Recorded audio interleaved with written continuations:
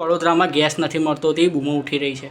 વડોદરામાં હમણાં છેલ્લા અઠવાડિયાથી થોડી આ યુદ્ધની અસર જણાય છે. એના લીધે જે સ્ટોક આવવો જોઈએ એના પ્રમાણમાં ઓછો મળી રહ્યો છે, પણ ગ્રાહકોને બહુ હજુ અસંતોષ થયો નથી. અઠવાડિયા લગીને તો સારો અપૂરતો પુરવઠો તો મળતો હતો, પણ થોડી ગાડી વધારે મળતી. પરંતુ ગઈકાલે એટલે કે તારીખ 11થી કોટા સિસ્ટમ કરી કે બરોડાની મોટી એજન્સી હોય એને એક ગાડી અને નાની એજન્સીઓને દર 2 દિવસે એક ગાડી એવી સિસ્ટમ કરતાં હવે લગભગ થોડી મેન્યુઅલ પ્રમાણે રિફિલ કરશે તો તંગી સર્જાય એવું લાગતું નથી. અને હવે આ તંગી તો કેટલા સમય ચાલે એ કહી શકાય એમ નથી, કારણ કે આ સરકારશ્રીનો પ્રશ્ન હોય અને એ મોટા લેવલ હોય એટલે આપણને ખબર પડે નહીં.